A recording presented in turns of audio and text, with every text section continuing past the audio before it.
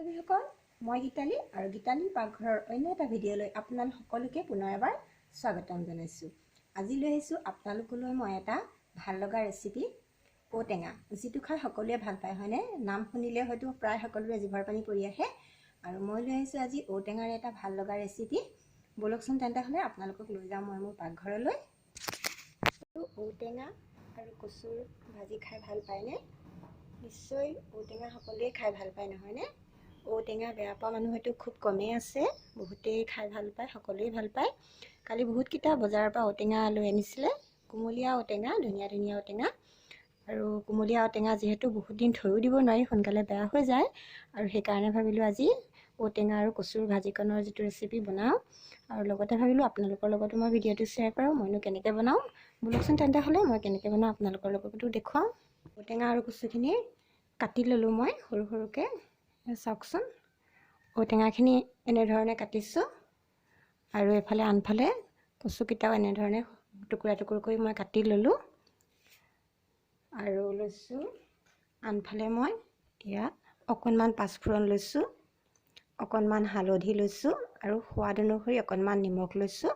আৰু বিশেষ মছলা ইয়াত মই কোনো ব্যৱহাৰ নকৰোঁ, এইকেইটা দিয়ে মই বনাম। বলক তেতিয়াহ'লে এটা কেৰাহী পাতি লৈছোঁ, আৰু ইয়াতে অলপ তেল দি লৈছোঁ।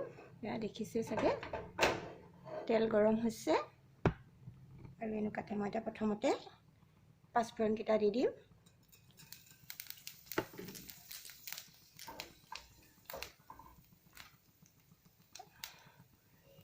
অকণমান লৰাই দিছোঁ, পাঁচফোৰণকেইটা ভালকৈ ভাজ খাবলৈ দিম, নাইবা কেঁচা কেঁচা হৈ থাকিলে যিহেতু মিঠি গুটি থাকে পাঁচফোৰণত, তিতা তিতা লাগিব অকণমান, সেইকাৰণে অকণমান ভাজ খাবলৈ দিছোঁ। হৈ আছে, আৰু এতিয়া প্ৰথমতে মই ঔটেঙাখিনি ভাজি ল'ম।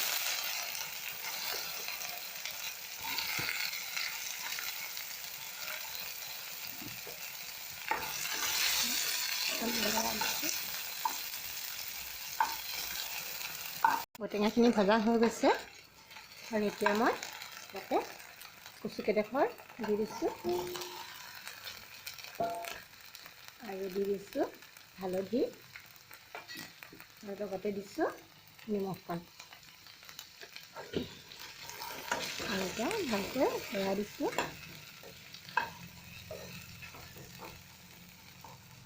আৰু 5 মিনিটৰ কাৰণে এখন ঢাকনা মাৰি 5 মিনিট এনেকৈ অকণমান থৈ দিম। চাম কি হৈছে।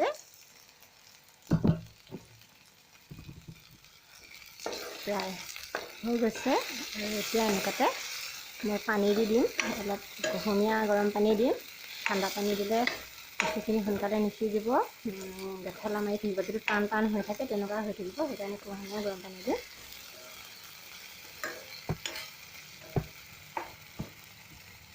এতিয়া দি দিছোঁ মই গৰম পানী,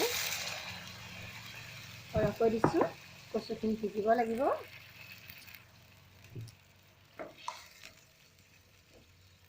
ঔটেঙা আৰু কচু বনাবলৈ খাবলৈ যিমান ভাল লাগে আৰু বনাবলৈ সিমানেই সহজ। ইয়াত একো মছলা বা একো বেলেগ ধৰণৰ বিশেষ বস্তুৰো দিয়াৰ প্ৰয়োজন নাথাকে।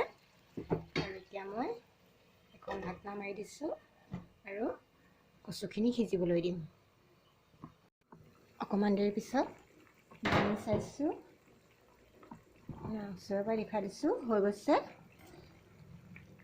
কচু এডোখৰ ভাঙি চাইছোঁ, এয়া দেখিছে কচু সিজি গৈছে, আৰু এয়া হৈ গৈছে। এতিয়া নমাই দিম, মই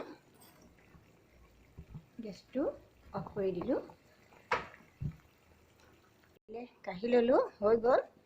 অকণমান ৰস থকাকৈ থৈছোঁ, যিহেতু ৰস থাকিলে ৰসখিনিয়ে খাবলৈ ভাল লাগে বেছি। আৰু ইয়াতে মই এতিয়া এটা মান ধনিয়াৰ পাত, এইটো দেখুৱাই দিছোঁ, সকলোৱে চিনি পায়ে হয়তো, এইটো সৰু সৰুকৈ কুটি ইয়াতে দি দিম। এয়া পাতকেইটা মই কুটি ল'লোঁ, আৰু ইয়াৰ ওপৰতে এনেদৰে ছটিয়াই দিম।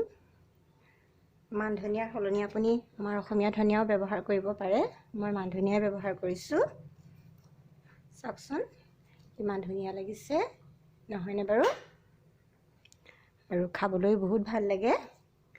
আৰু আপোনালোকেও এনেকৈ বনাই খাই চাব যিসকলে খাইছে তেওঁলোকে হয়তো গম পাবই যে খাবলৈ কিমান ধুনীয়া লাগে আৰু যিসকলে নাই খোৱা তেওঁলোকে বনাই খাই চাব বহুত ভাল লাগে আৰু কমেণ্ট কৰি মোক জনাব যে খাই কেনেকুৱা লাগিলে এই ভিডিঅ'টো চাই ভাল লাগিলে তেন্তে হ'লে লাইক কৰি দিব আৰু চেনেলটো সাবস্ক্ৰাইব কৰি কাষত থকা বেল আইকনটো বজাই দিব এনেকুৱা ধৰণৰ ভিডিঅ'সমূহ পাই থাকিবৰ বাবে আৰু আজিলৈ আহিছোঁ নমস্কাৰ।